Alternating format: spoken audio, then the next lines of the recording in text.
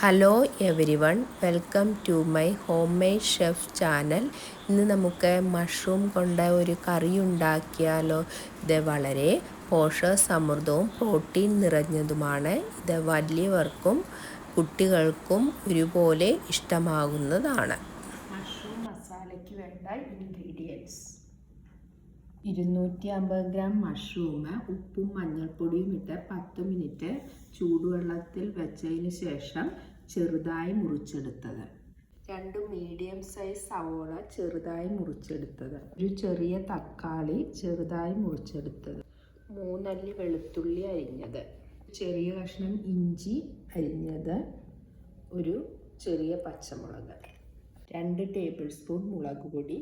1/2 teaspoon മഞ്ഞൾപ്പൊടി. ഉപ്പ് ആവശ്യത്തിന്. 1/2 ടീസ്പൂൺ ഗരം മസാല.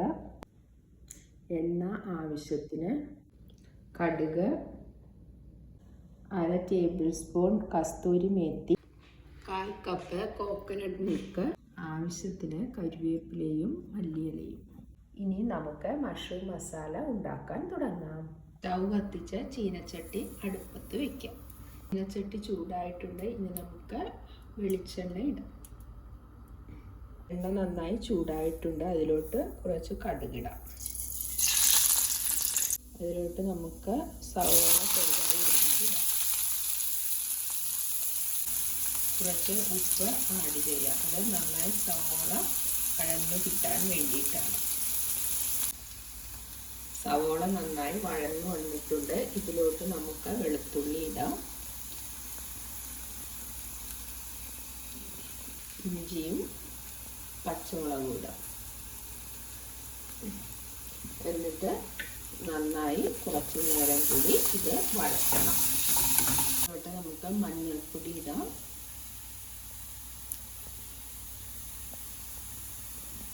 മുളക് പൊടി.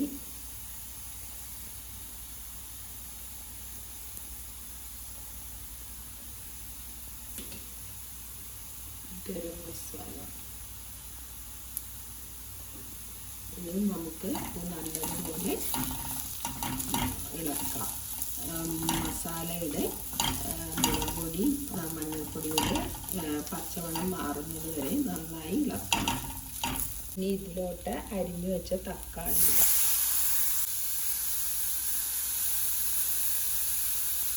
അര ടീസ്പൂൺ ഉപ്പ് കൂടെ ഇട്ട് നന്നായി ഇളക്കുക.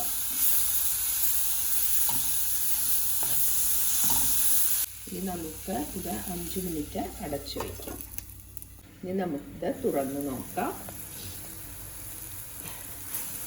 തക്കാളി നന്നായിട്ട് ഉടഞ്ഞിട്ടുണ്ട്.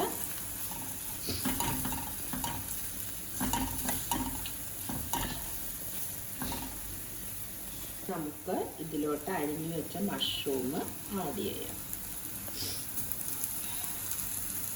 കുറച്ച് ഉപ്പൂടെ ആഡ് ചെയ്ത് ഒരു 10 മിനിറ്റ് അടച്ചു വെച്ച് വേവിക്കാം. ഇത് 10 മിനിറ്റ് അടച്ചു വെച്ച് വേവിക്കാം.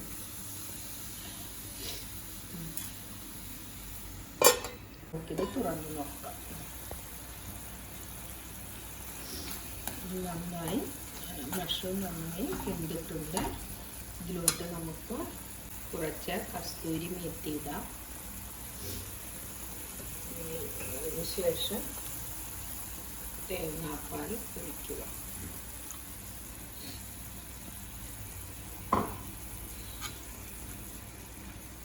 എന്നിട്ട് നന്നായി ഇളക്കി ഒരു 5 മിനിറ്റ്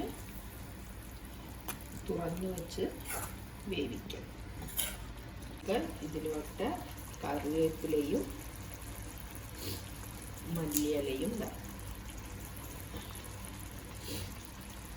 എന്നിട്ട് നന്നായി ഇളക്കുക.